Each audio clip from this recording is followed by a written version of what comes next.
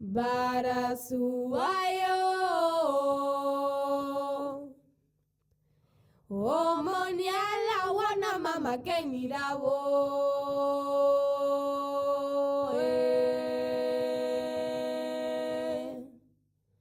O barasuayo Eke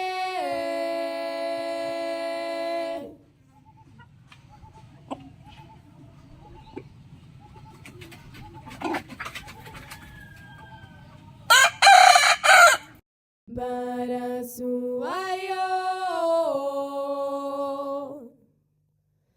Omoniala wana mama kenirawo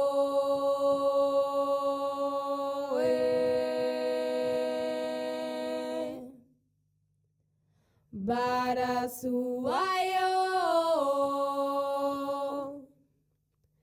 Omoniala wana mama kenirawo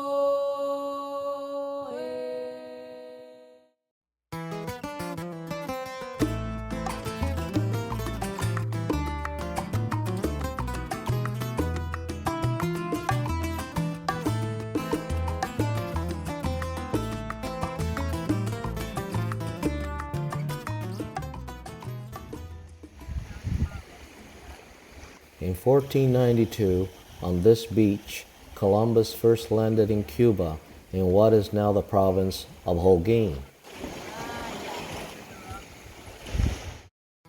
Spanish colonization of the island did not begin until 1511, with the establishment of settlements at Baracoa, Santiago de Cuba, and Havana in 1515. Before the arrival of Columbus, there were three main native groups in Cuba: the Tainos, the Chiboney, and the Guanahatabey. Scholars believe that there were 50,000 to 300,000 indigenous people occupying the island at the time. Within 50 years of Spanish conquest, between extermination by killing, warfare, harsh enslavement, suicides, starvation, and European diseases brought by the colonists, they were virtually wiped out. Hathaway, a leader of the Tainos, was one of the first freedom fighters against the invaders and occupiers in the Caribbean during the age of Columbus. He came from Haiti, which was named Hispaniola at the time. With 400 followers, he went to Cuba to organize more natives and slaves to fight against the invaders. However, in 1512, overwhelmed by Spanish forces, he was captured and led out for a public execution. Before his execution, he was told that if he accepted Christianity before he died, he could go to heaven, but if not, he would burn in hell. Hathaway asked if all Christians went to heaven. When told that they did, he said he would prefer to go to hell. Historians believe the name Cuba is derived from its original indigenous name, Coabana, meaning great place, or Cubao, meaning abundant land. After Spanish colonization, sugar plantations were introduced in the 16th century in small scales. The Haitian Revolution of 1791-1804, led by former slaves, brought about an abrupt deterioration of the large sugar production in Saint-Domingue. Within a few years, Spanish and French merchants began importing large numbers of slaves to Trinidad, Cuba. This led to the founding of many sugar plantations.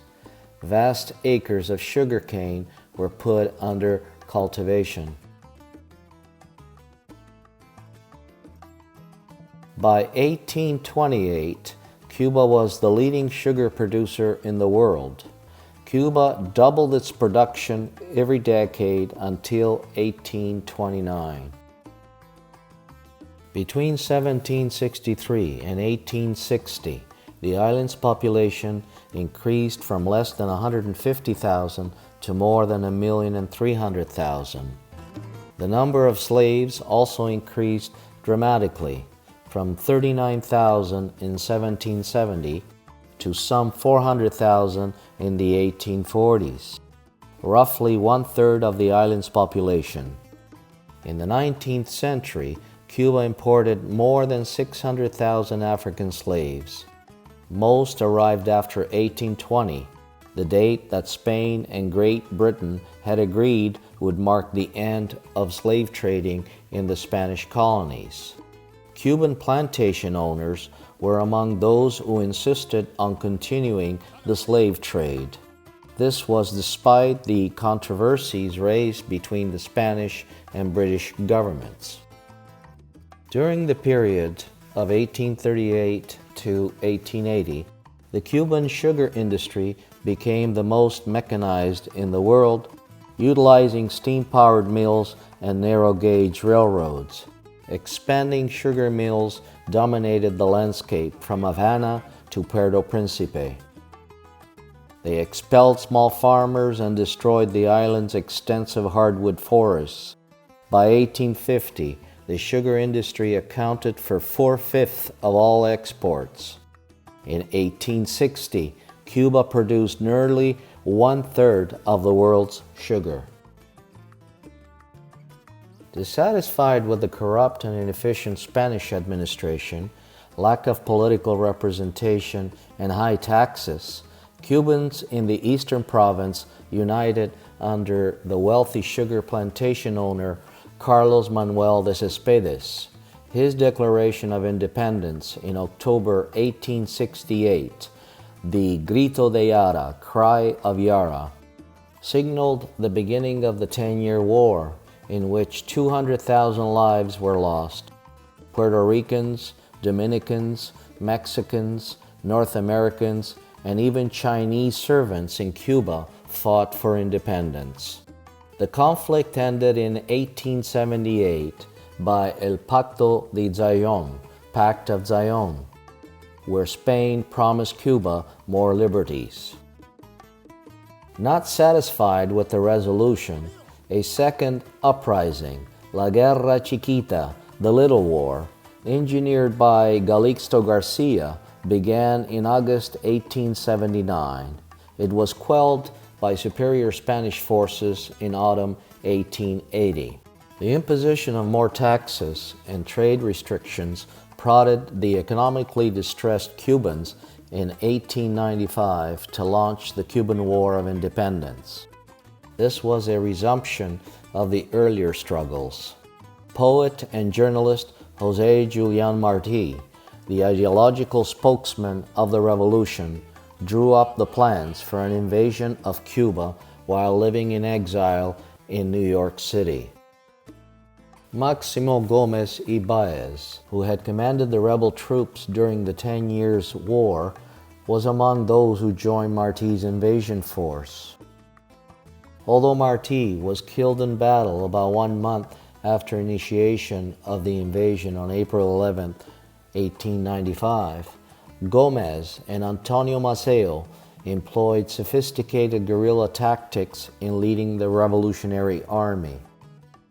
They took control of the eastern region. In September 1895, they declared the Republic of Cuba and sent Maceo's forces to invade western provinces. By January 1896, rebel forces controlled most of the island. The Spanish government replaced General Martínez Campos with Valeriano Weyler y Nicoló, who soon became known as El Carnicero, the Butcher. To deprive the revolutionaries of the rural support on which they depended, Weyler instituted a brutal program of reconcentration, thus forcing hundreds of thousands of Cubans into camps in the towns and cities. There they died of starvation and disease by the tens of thousands.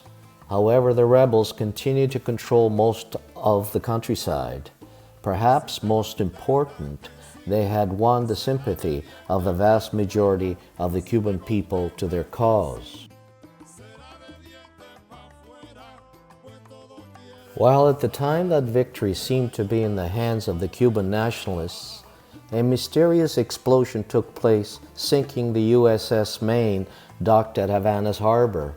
That gave the U.S. a pretext to get involved in the war and claim victory over Spain, when the war was very much won by the Cuban nationalists. The so-called Spanish-American War was over by August the 12th, when the United States and Spain signed a preliminary peace treaty by the Treaty of Paris of December 10, 1898.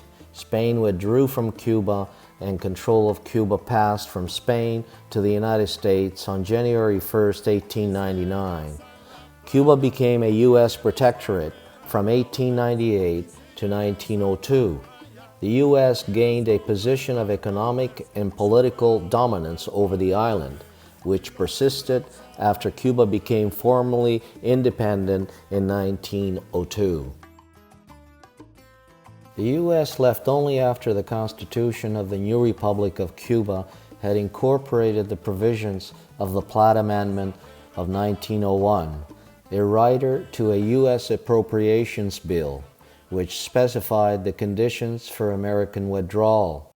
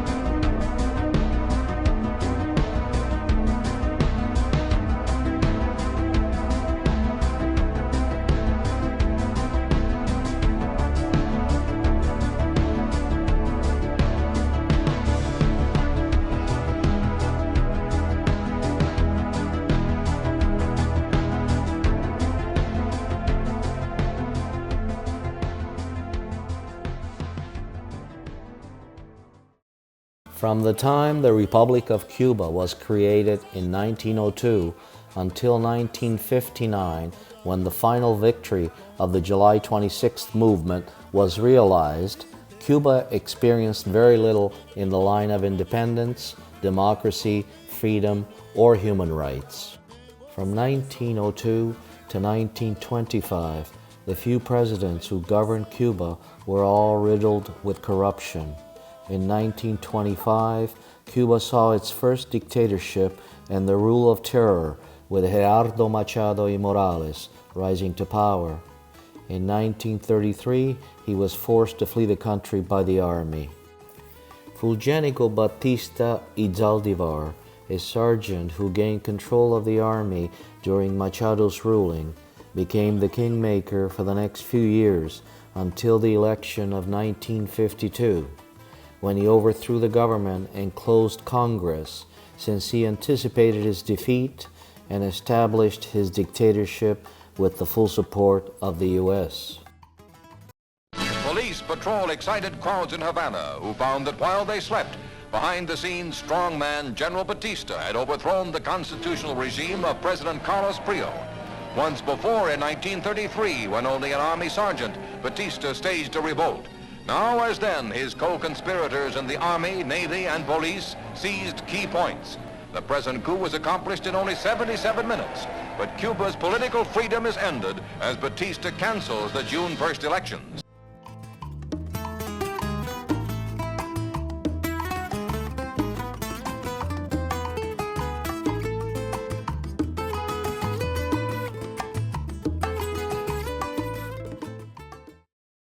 Cuba became a haven for prostitution, brothels, and gambling for American tourists.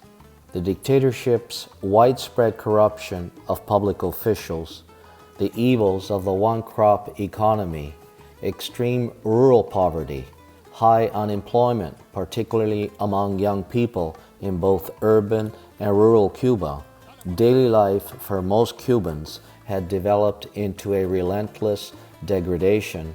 The saying went that in Cuba, there was no gunfights or shooting in the streets from mafia operations, since Batista did the shooting and killing for them.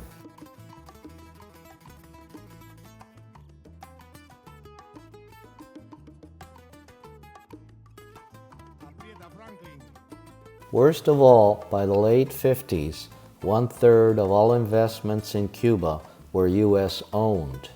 On a per capita basis, U.S. investments in public utilities were over 10 times larger in Cuba than in other Latin American countries. U.S. companies own 90% of telephone and electric services, 90% in mines, 80% in public utilities, 50% in railway services, 40% in raw sugar production, 1/4 of all bank deposits, and 8% of property holders. Except for a few dozen rich Cubans, giant U.S. sugar and cattle companies owned 75% of all agricultural lands. 7 out of 10 largest estates were owned by U.S. interests. Within this scenario, one can find the reason on why the revolution that took political power in 1959 was able to succeed. Not because of holding military strength or getting support from foreign governments, but from what the revolutionaries were professing on carrying out.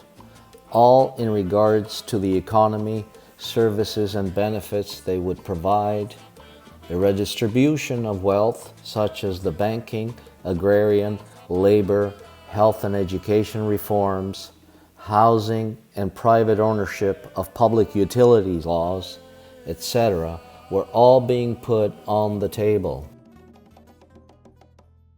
The first priority was the redistribution of land through the Agrarian Reform Act.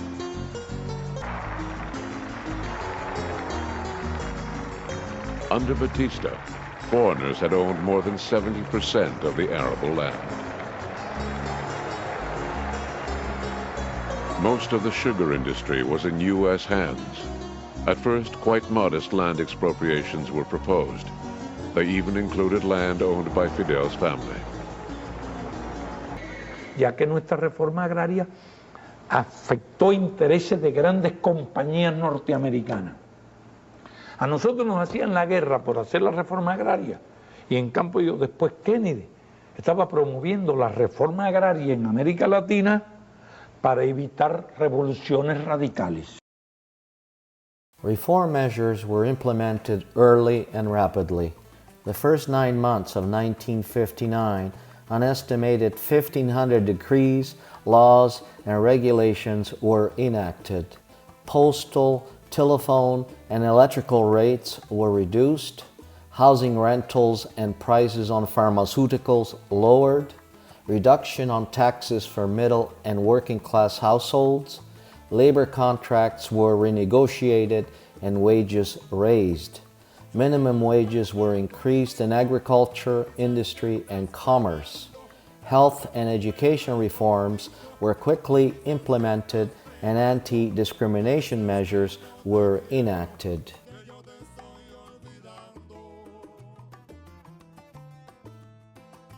Many of us don't realize that a blockade on a country affects all aspects of a country's existence.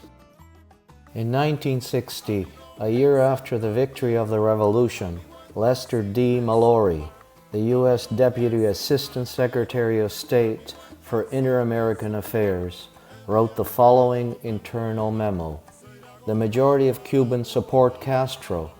Every possible means should be undertaken promptly to weaken the economic life of Cuba, a line of action which makes the greatest inroads in denying money and supplies to Cuba, to decree monetary and real wages, to bring about hunger, desperation, and the overthrow of the government.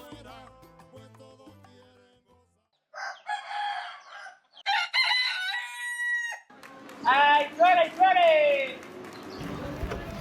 ¡Suele, no!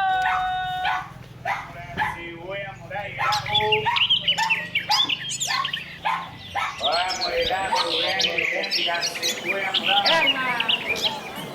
¡Versa!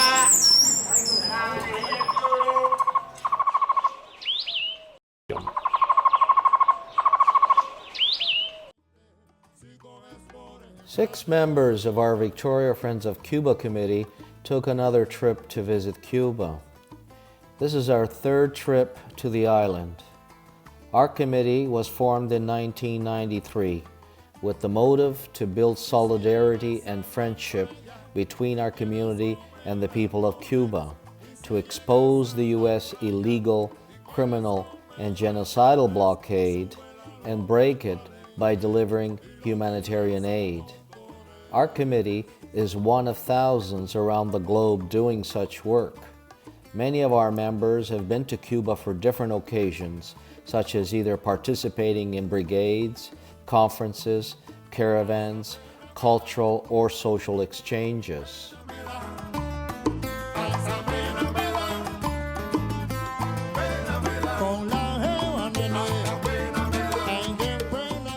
Once again, we brought with us the maximum of what was possible to bring of humanitarian aid that we had collected from our supporters. Our aid consisted of medicine and medical supplies, school supplies, instruments, walkers, and computers, amongst other needs. Our aid was all delivered to public places such as schools, hospitals, clinics, daycare, and art centers, and universities. We do not hand out any of our aid to private individuals. By doing so, it benefits more people than just individuals. When delivering the aid, all our members were present and we were able to meet with officials and workers within the institutions and discuss the situation they are facing and challenges they are confronting. We also participated in various activities and meet with Cubans from different sectors of society so we could get a good understanding of Cuban society and life conditions. Like our previous visits, we again showed our Cuban neighbors that they are not alone and do have friends that stand in solidarity with them while they try to build a more just, peaceful, and equitable society.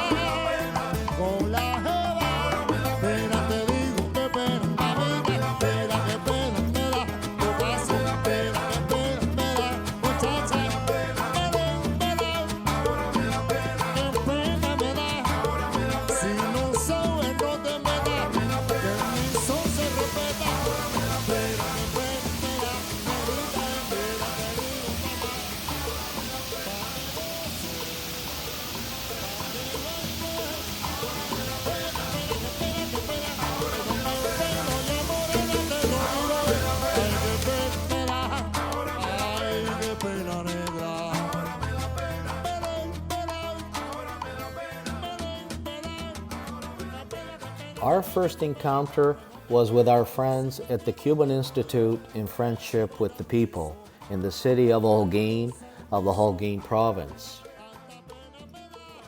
Bloqueo no, Cuba sí, bloqueo no, Cuba sí, bloqueo no.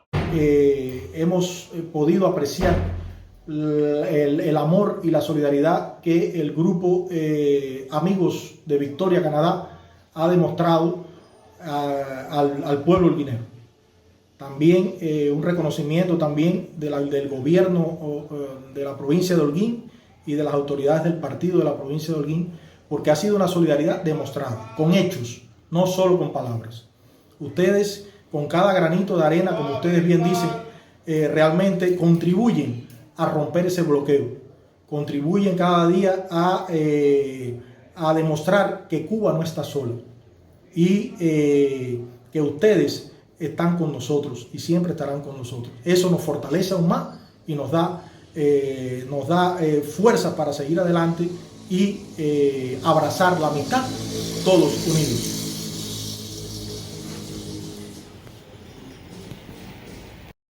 Our next stop was at the Cuban National Association of the Blind in Holguín.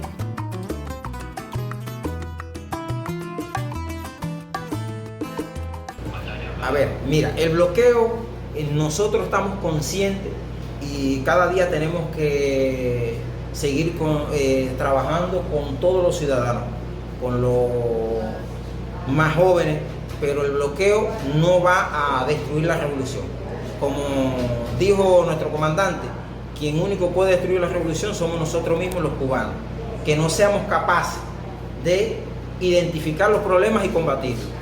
Nosotros sabemos, yo en mi condición de discapacidad, y le hago conocer a todos mis asociados, que hoy no hay bastones. ¿Por qué no hay bastones en Cuba? Por las limitaciones del bloqueo. Que hoy carecemos de un grupo de recursos, porque las limitaciones del bloqueo. Y ningún bloqueo va a destruir la revolución. El bloqueo nos afecta, pero nos fortalece, porque nos une, nos ha hecho encontrar amigos, nos ha hecho trabajar más, ser más creativos para poder enfrentar estas escaseces y estas dificultades.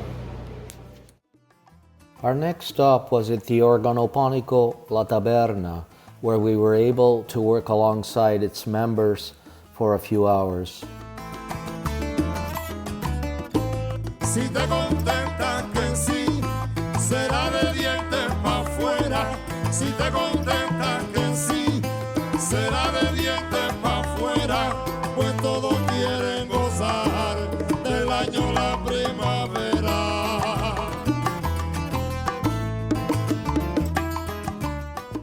With this trip, we were able to visit a few art academies, schools, galleries, and cultural centers that were in the cities of Holguín and Báwanos. En la provincia de Oriente, yo nací allá en Siboney. En la provincia de Oriente, donde el sol es más caliente, si coges por el caney.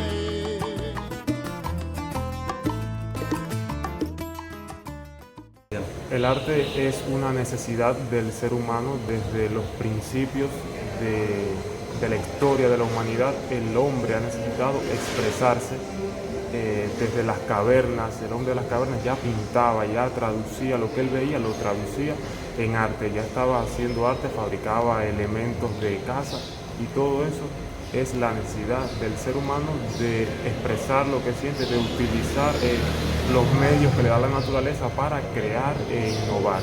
Por eso el arte siempre va a ser una necesidad básica del ser humano, que es un ser social y necesita expresar todo ese contenido.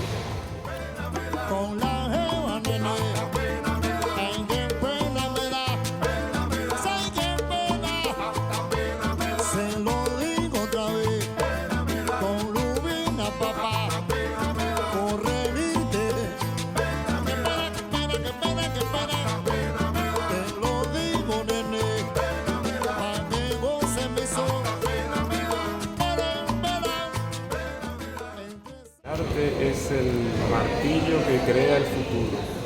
El arte en nuestros tiempos contemporáneos ha asumido una postura de un arte crítico, un arte más social, y es un arte puramente que busca criticar y hacer visibles cuestiones que afectan a la humanidad. No es el arte de lo bello por lo bello ni de copiar la mera naturaleza, sino es un arte más social que intenta hacer una crítica a la sociedad contemporánea.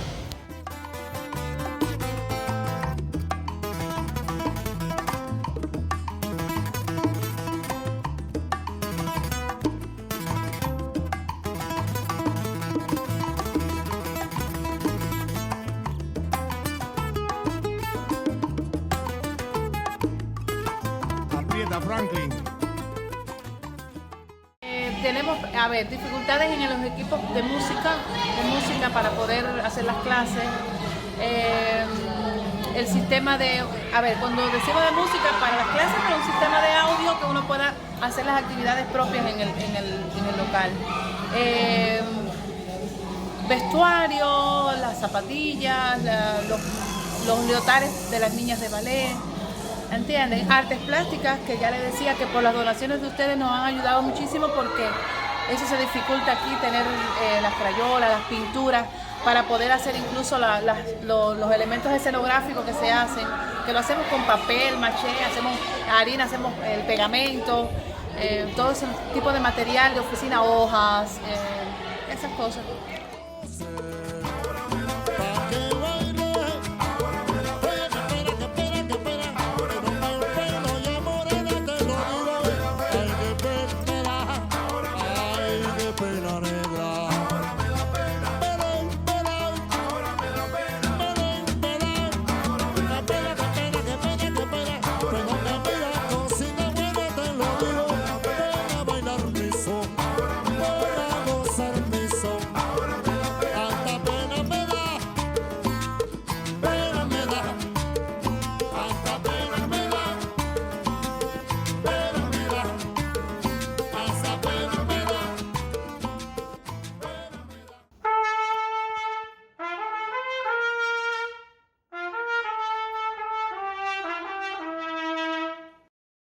Gracias porque realmente se interesa por el pueblo cubano, por lo que somos como cubanos y por lo que nuestros niños, nuestros adolescentes. Eso es muy importante para nosotros los cubanos, ver cómo otros pueblos, podemos recibir de otros pueblos, pero que los otros pueblos también reciben de nosotros lo que tenemos, nuestra cultura, nuestra idiosincrasia, nuestros principios, nuestros valores. Y su apoyo siempre es muy importante, no solo desde la parte material, sino de la parte espiritual, desde la parte humana, de saber que podemos interactuar con culturas, con personas que le importa no solo nuestra carencia, sino le importa también lo que somos.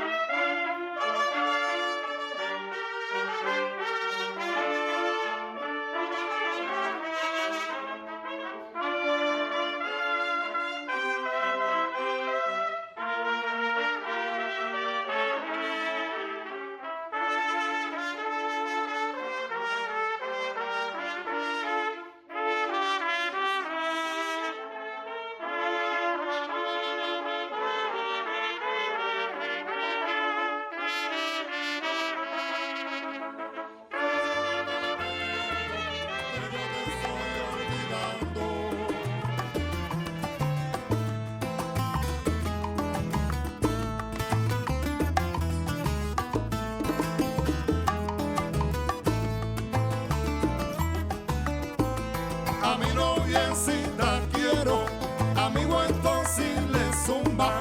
A mi noviecita quiero, a mi entonces le zumba. Agradecido con el acompañamiento que hemos tenido en la mañana de hoy por la Brigada Amigos de Cuba, procedente del hermano país Canadá, por acá impartiendo el proceso docente educativo. Les estamos muy agradecidos.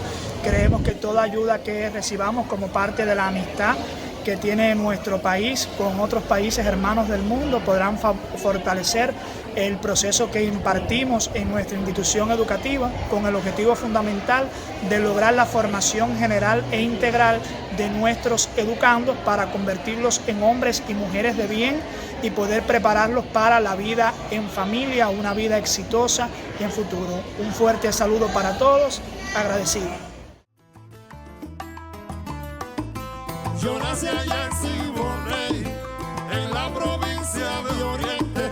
Yo nací allá en Siboney, en la provincia de Oriente, donde el sol es más grande. con esporetane.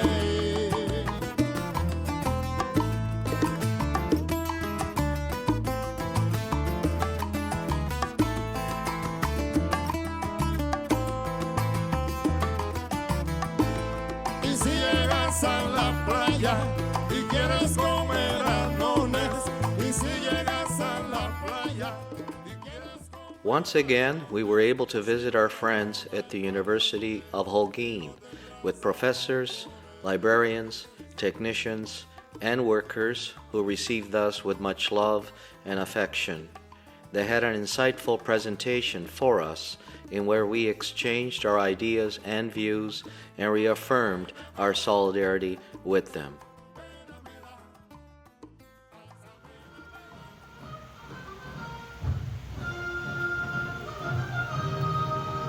Al combate correr, vaya meses, que la patria os contempla orgullosa. No temáis una muerte gloriosa, que morir por la patria es vivir.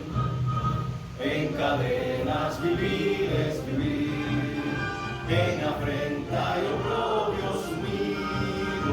El clarín escuchar el sonido, a las almas valientes correr. El daño que le hacen con el bloqueo es muy grande, pero también creo que nos abre puertas y nos abre las entrañas para unir ese dolor que da el bloqueo con las ansias de libertad total, de la erradicación no solo del bloqueo, sino de tanta violencia con la raza y de todo lo que trae en implícito lo que se llama capitalismo, ese capitalismo crudo y brutal. Nos ayuda también a crecernos, a tener más fuerzas, a darle gracias a Dios por la vida de todas aquellas personas que hoy lideran nuestro país. Y sigo mencionando a Fidel Castro, a Martí y a tantos que hoy están vivos y que en cada corazón hay una barrera de bloqueo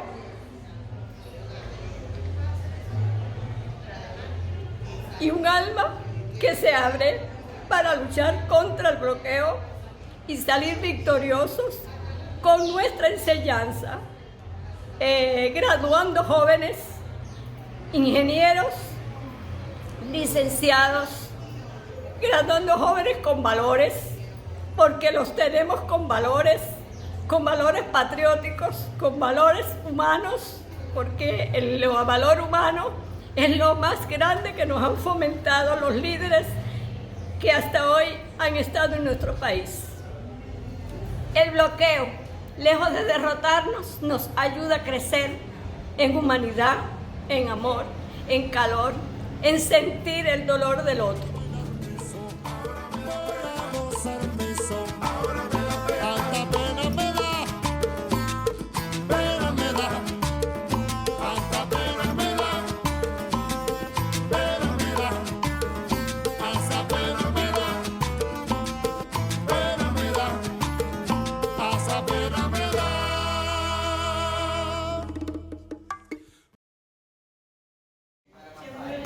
Bueno, primeramente agradecerles que hayan tenido esta visita a Cuba y este apoyo en estos momentos tan difíciles que está viviendo nuestro país, porque ciertamente este bloqueo ha afectado mucho lo que es la rehabilitación de nuestros pacientes, tanto en la rehabilitación infantil, la rehabilitación neurológica, la rehabilitación de otras patologías, de las tantas que nosotros rehabilitamos por la carencia de recursos, porque ya están muy deteriorados los equipos, y con nuestros propios esfuerzos, hace más de 18 años que hemos inaugurado esta sala y hemos ido tratando de esfuerzo propio ir recuperando y rescatando todos aquellos instrumentos que nos puedan servir para la rehabilitación y siempre estar presentes para nuestros niños, con nuestra escasez, con nuestra limitación, pero siempre estamos rescatando todo lo que se nos pueda deteriorar para poderlo poner en función de los pacientes y que este bloqueo no melle tanto la rehabilitación cubana, la rehabilitación de nuestros pacientes que necesitamos. reincorporarlos a la sociedad lo más útilmente posible y que aquí siempre vamos a estar presentes, con carencia, pero siempre vamos a estar al pie del cañón ahí. Vamos a estar siempre haciendo todo lo posible para que esta sala nunca pueda, por un bloqueo, dejar de funcionar ni de dejar de sentir el placer de atender a nuestros pacientes para ser rehabilitados.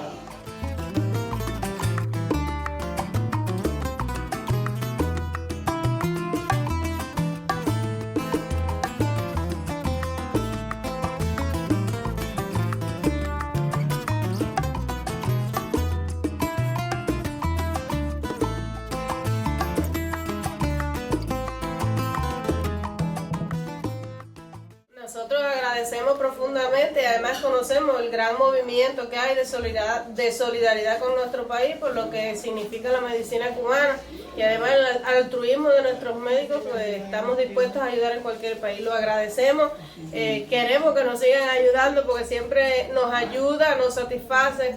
Podemos elevar la calidad de vida de muchos pacientes nosotros que hoy necesitan esos medicamentos y no los tenemos en el país por el bloqueo, porque todos sabemos que el bloqueo nos está afectando mucho, sobre todo medicamentos e insumos. Agradecemos siempre su presencia en nuestra institución, en nuestro país, en cualquiera de las instituciones que han brindado su ayuda solidaria. Estamos siempre a gusto con su presencia. With all our visits, meetings and discussions, it was clear to us that the U.S. illegal and genocidal blockade that keeps being applied to the people we met with and the rest of the 11 million Cubans negatively affects every aspect of their lives.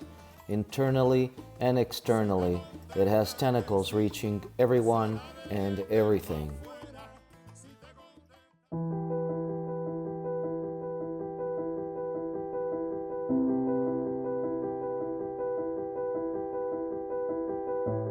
In regards to food, the blockade affects the growth, import, and export of any foods. It affects the import and production of agricultural machines and the fuel for them to operate. Irrigation equipment, herbicide, pesticides, and seeds are all negatively affected. Although Cuba is allowed to purchase some types of food from the U.S., it doesn't allow any credit for it, and must all be paid cash before any deals are confirmed, which creates all kinds of obstacles for purchasing the few items that they are allowed to purchase. No U.S. educational supplies are allowed to be sold to Cuba. Paper, pencils, pens, erasers, printers, ink, books, laboratory equipment, computers, and all kinds of other necessities become much more expensive to acquire from farther countries. In June 2021, UNESCO stated that the U.S. policy has a negative effect on the implementation of important transformations aimed at perfecting Cuba's educational system. Among them, the modernization of the curriculum and actions to raise the efficiency and quality of the teaching process, laboratory materials and equipment, as well as new texts whose access and printing, respectively, are made more expensive by the blockade. All healthcare providers, with the inclusion of men and women who clean or repair hospitals and clinics, are all negatively affected by the blockade. To acquire technologies, raw materials, reagents, diagnostic means, medicines, devices, equipment, and spare parts become a hard task and most expensive to accomplish. To be able to produce and sell any of the many medicines that Cuba has come up with, it's also made hard to accomplish.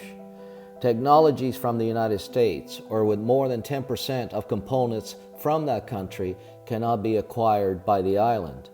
All kinds of medicine and medical machines that could save lives have been denied entry to Cuba. Purchasing of any types of transportation, such as bicycle, mopeds, motorcycles, cars, trucks, buses, ambulances, fire trucks, are all affected, including parts and fuel for any of them. The scenario negatively affects transportation for people going to work, children going to school, delivery of food, or any other kind of products or materials such as school supplies, medicine, and medical equipment, mail, or anything else. Telecommunications, information technologies, and postal services are all affected. In November 2022, the U.S. Department of Justice recommended to the Federal Communications Commission to deny a permit for the installation of the first submarine telecommunications cable, which would connect the U.S. with Cuba. Such action violates the right of Cubans to use the international telecommunication service, limiting access to the internet, the use of information, the exchange and creation of knowledge is a good for all humanity. Financing, banking of any kind are restricted.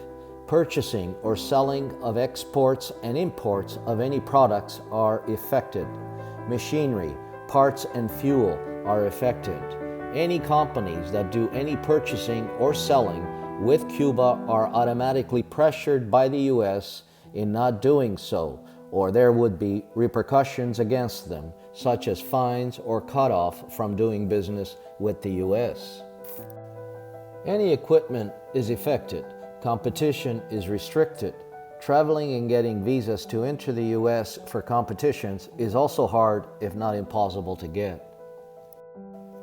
Instruments, audio systems, lighting, costumes, and all kinds of other materials to properly do performances with are all affected.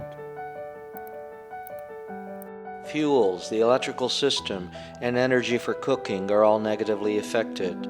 Since ships are not allowed to dock in U.S. ports, and airplanes not allowed to land in U.S. airports if entering any Cuban space for 180 days, it makes Cuba's cost of imports such as fuels or anything else much more expensive. No banks anywhere around the globe are allowed to hold U.S. currency or to use the U.S. financial system for Cuba. Numerous banks have been heavily fined for doing so. In 2014, BNP Paribas, a global financial institution headquartered in Paris, was fined $8.9 billion for processing financial transactions for countries such as Cuba. In 2018, another of France's largest banks, Société Générale, has agreed to pay $1.3 billion in penalties for violating the U.S. blockade. Cubans require U.S. visas to visit the U.S., and in many cases they are denied or are given too late. Americans wanting to travel to Cuba as tourists are not allowed by the U.S. Americans can go to Cuba by getting a special license from the U.S. Office of Foreign Assets Control under the category Support for the Cuban People, with specific restrictions as where to stay, where to eat, and where to shop. To strangle Cuba even further, the U.S. has also stuck Cuba on its list of nations sponsoring terrorism. It makes it impossible for Cuba to access any international financial or banking operations or loans.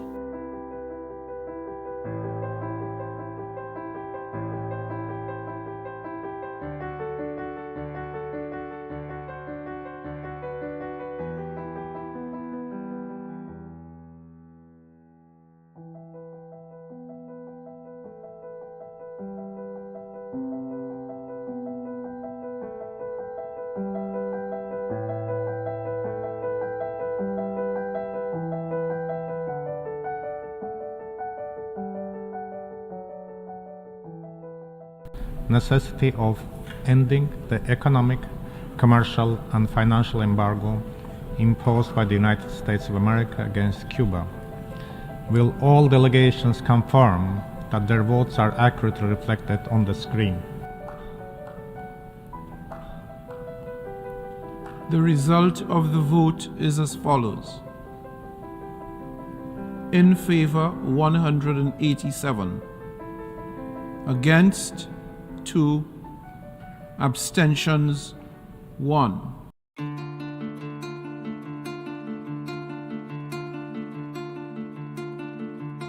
Antes que todo fuera himnos y vítores, Antes que todo sea negociaciones, hay un preludio espeso, desafinado, altísimos silencios de sin razones, y el miedo va goteando de los valientes, antes que los sudores y que la sangre, el instinto genuino que ya le advierte,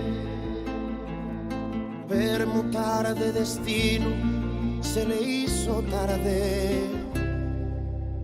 ¿Qué estoy haciendo aquí? Amando este país como a mí mismo.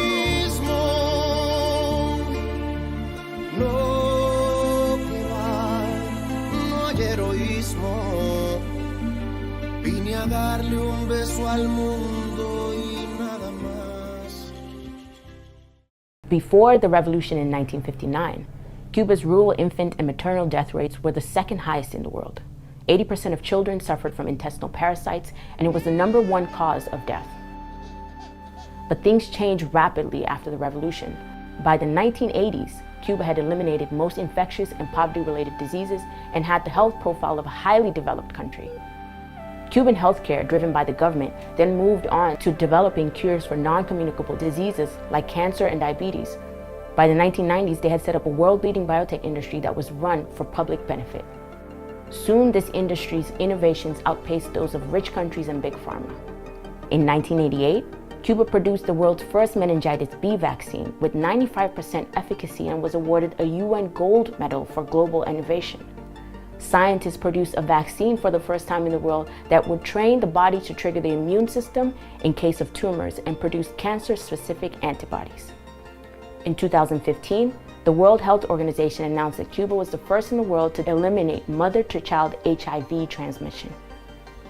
In the COVID-19 pandemic, Cuba vaccinated almost its entire population using 2 highly effective homegrown vaccines. How did Cuba go from having one of the world's greatest disease burdens in 1959 to being a pioneer of medical science? This isn't the story of a few innovations and miracles. Orgullosos del nivel científico, el nivel moral y el nivel revolucionario de los trabajadores de nuestra salud. Within 1 year, illiteracy fell from 23% to 3%. New schools, colleges, and universities opened, and professional courses were introduced, and thousands of Cubans trained as scientists and engineers over the next 2 decades. But this wasn't science for the elite. The universities opened their doors to children of workers, peasants, and non-white Cubans for free. Provincial medical schools encouraged professionals to practice where they grew up, and the new model of community-based polyclinics was born, bringing specialists like gynecologists and pediatricians to far-flung villages. And finally, in 1976, the Cuban Constitution enshrined free healthcare for all, guaranteeing the advancement in health, education, and literacy of the 60s and the 70s bore fruit for all the generations to come. But the real biotech miracle had yet to come. The biotech industry in the United States was launched with venture capital. Science was business, and its task was to create markets. In sharp contrast, the Cuban biotech industry was completely integrated into the state-funded public health system, and it was not for profit. Cooperation prevailed over competition as research and innovation were shared between institutions. The president of a multinational pharmaceutical company once told Agustin Laje, director of Cuba's Center for Molecular Immunology, that he was bound by his shareholders' interests. Asked how many shareholders his company had, the big pharma boss answered that it was 300,000. Ah, Laje replied, well, I have 11 million. Our shareholders are all 11 million Cubans. The beneficiaries of Cuba's health leadership have extended far beyond the 11 million Cubans in the shores of the Caribbean island state. Whenever there is a health emergency, Cuban doctors are often the first to show up. Take the 2014 West African Ebola outbreak. Cuba was the first country to respond to a WHO appeal for international assistance, sending the largest medical contingent to take on a highly contagious disease. over 10,000 Cubans had volunteered in just 2 weeks, despite Ebola's 50% death rate at the time. Countries in the global north sent finances and supplies, but not the urgently needed medics. These selected Cuban medics quickly reduced the mortality rates of their patients 20% and introduced a preventative education program to stop the disease spreading. A New York Times editorial exclaimed, "The work of these Cuban medics benefits the entire global effort and should be recognized for that." Since 1960, Cuba has sent medical professionals to work in 164 countries around the world. What explains Cuba's commitment to internationalism? The more lurid parts of Western press claim that Cuban doctors are slaves to the government. The reality is that medical diplomacy is not a sinister scheme. It is simply a commitment to health as a human right for all, within and outside Cuba. Es sencillamente la convicción y la necesidad de dar nuestro aporte, como siempre lo hemos hecho, a un país hermano. Inclusive, para uno es hasta un honor poder servir a los demás. Ya es parte de la filosofía interna de uno. But sanctions and shortages have not diminished Cuban healthcare outcomes, which are comparable to those of rich countries. The Cuban model stands tall. It shows that if you prioritize science and the health of all with an integrated, innovative, public, not-for-profit model, you can achieve great things.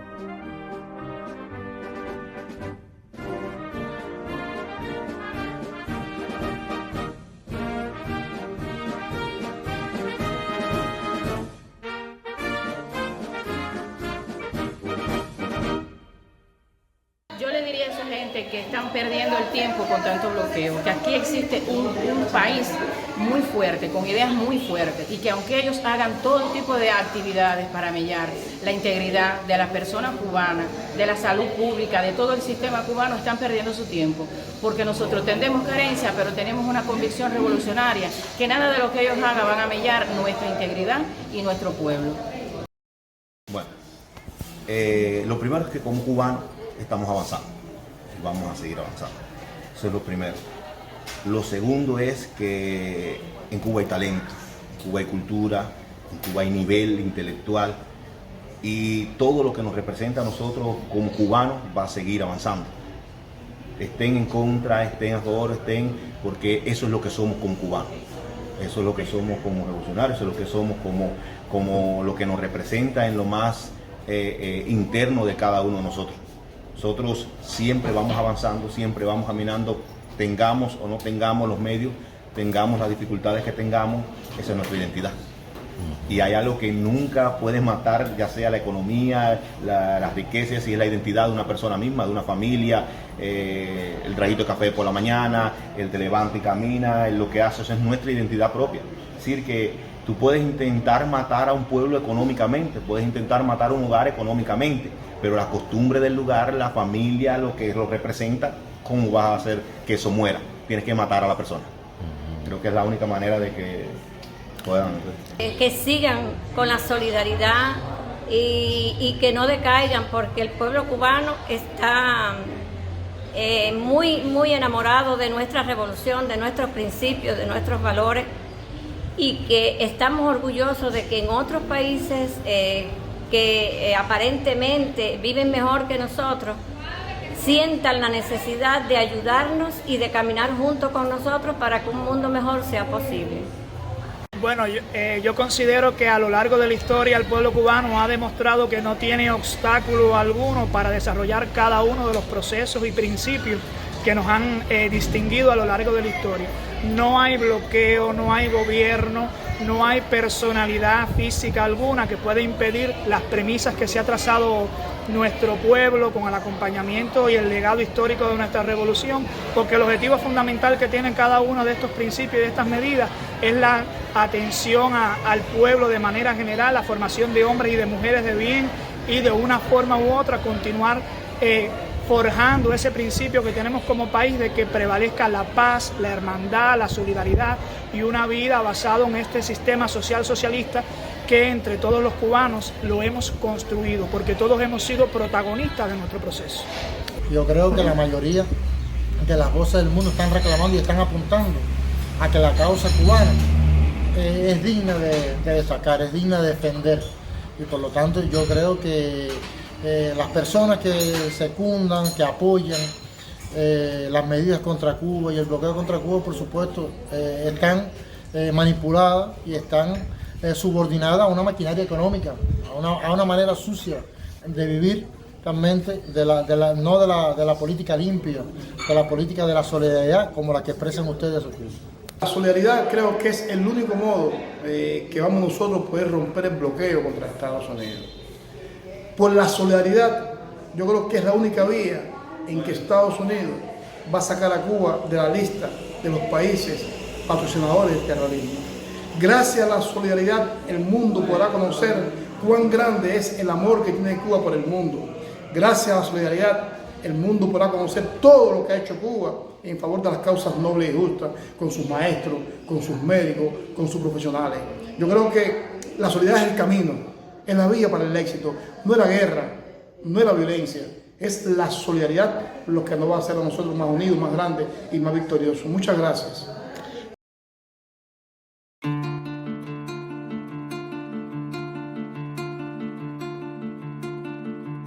Antes que todo fuera himnos y vítores, antes que todo sea negociaciones, hay un preludio espeso, desafinado, altísimos silencios de sin razones, y el miedo va goteando de los valientes, antes que los sudores y que la sangre, el instinto genuino que ya le advierte, permutar de destino se le hizo tarde. ¿Qué estoy haciendo aquí? Amando este país como a mí mismo. No, que va, no hay heroísmo. Vine a darle un beso al mundo y nada más. Pandemonium capital de los infiernos. Solo por los temores se filtra el alma. Restos de quien al instante deshicieron. Niños que tras el hambre se irán con calma. Viejos jinetes del horror que han aprendido con la distancia anestesiarnos los disensos, con sensación de no es aquí, no es a mí, no son los míos, cabalgan sobre nuestro tedio. Después será, no es mi ciudad. Luego será, no son mis hijos.